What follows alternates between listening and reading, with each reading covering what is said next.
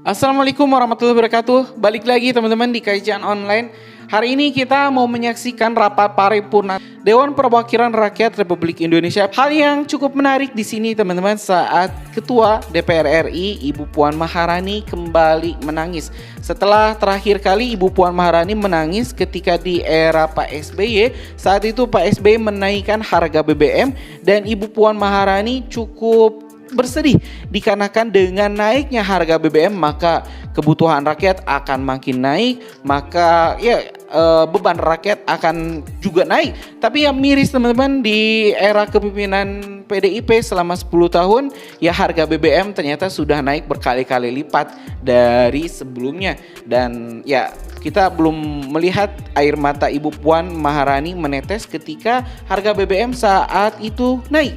Dan baru kembali sekarang teman-teman, setelah bertahun-tahun lamanya kita menunggu, akhirnya Ketua DPR RI kita Ibu Puan Maharani kembali meneteskan air mata. Informasi ini teman-teman sebenarnya dirilis oleh banyak sekali media, ada dari Kompas, ada dari Tribun. Kita cuman mau pangkas saja biar nggak terlalu panjang.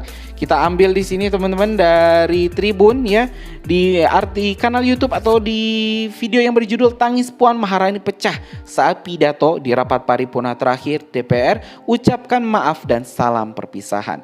Oke teman-teman, tanpa panjang lebar lagi, mending kita langsung saja simak ini ketika Ibu Puan Maharani menangis kembali di depan para Dewan Perwakilan Rakyat Republik Indonesia.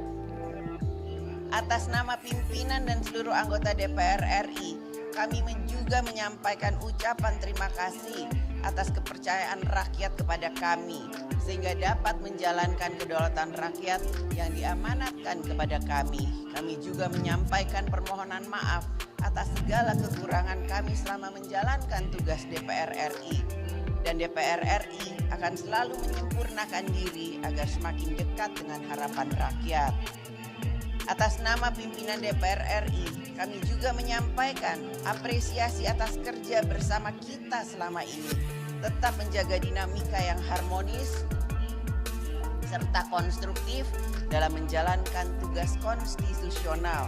Kami, pimpinan DPR RI, juga memohon maaf apabila selama memimpin DPR RI terdapat hal-hal yang kurang berkenan bagi anggota DPR RI ataupun bagi fraksi-fraksi DPR RI. Semoga kita dapat terus menyempurnakan DPR RI sebagai lembaga wakil rakyat yang semakin baik. Esok, tanggal 1 Oktober 2024, para calon anggota DPR RI hasil pemilu tahun 2024 akan mengucapkan sumpah janji di hadapan sidang paripurna Dewan.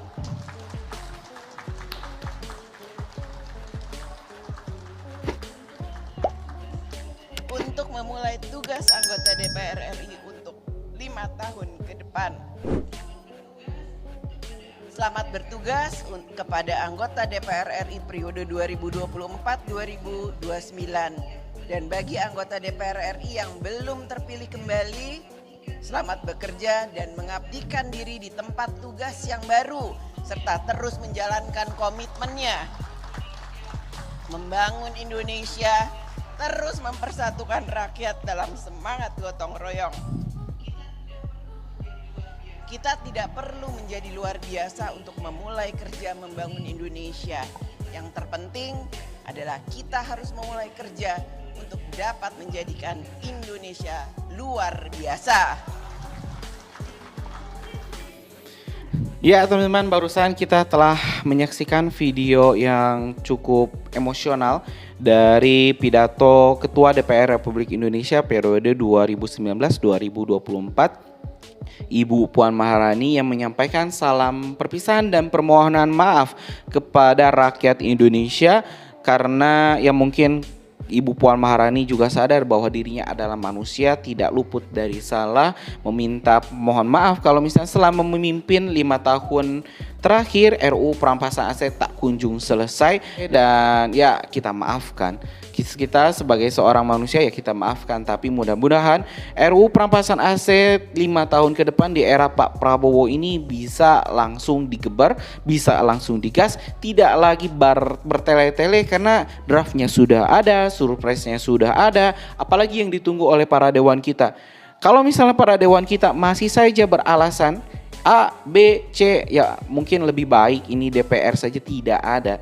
Karena beberapa kali memang DPR pernah dibubarkan oleh Presiden Republik Indonesia. Kita sebut saja di era Pak Soekarno. Pak Soekarno dulu pernah membubarkan DPR. Abdurrahman Wahid atau Gus Dur juga pernah membubarkan DPR. Jadi Pak Prabowo kalau misalnya melihat para anggota DPR tidak memenuhi keinginan rakyat, mengkhianati suara rakyat, ya lebih baik DPR tidak ada, ambil saja sama Pak Prabowo semua wewenang dari DPR. Ya mungkin ini muncul teman-teman, perkataan ini muncul dari kekesalan kita semua karena yang melihat RUU perampasan aset tidak kunjung selesai selama 14 tahun lamanya. Bahkan ini teman-teman untuk melengkapi video kita hari ini selama 10 tahun terakhir ternyata harga BBM telah naik dari awalnya ini dari 17 November 2014 dari 6.500 teman-teman sekarang sudah naik menjadi 10.000.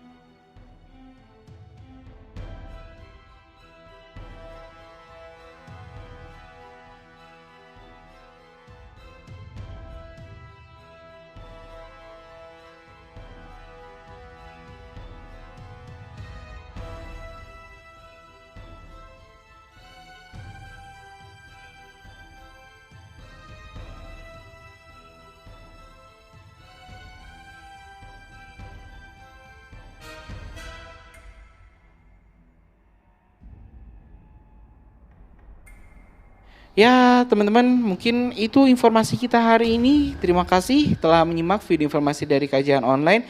Sekali lagi kita berharap, kita berdoa kepada Presiden terpilih kita Bapak Prabowo Subianto untuk bisa membawa Indonesia menjadi Indonesia yang lebih baik, Indonesia yang lebih sejahtera, rakyatnya yang lebih bahagia. Indonesia Emas 2040 mudah-mudahan bisa terwujud dan bukan hanya impian atau bahkan fata morgana. Terima kasih sekali lagi, terima kasih. Assalamualaikum warahmatullahi wabarakatuh. Terima kasih sekali lagi teman-teman. Assalamualaikum warahmatullahi wabarakatuh.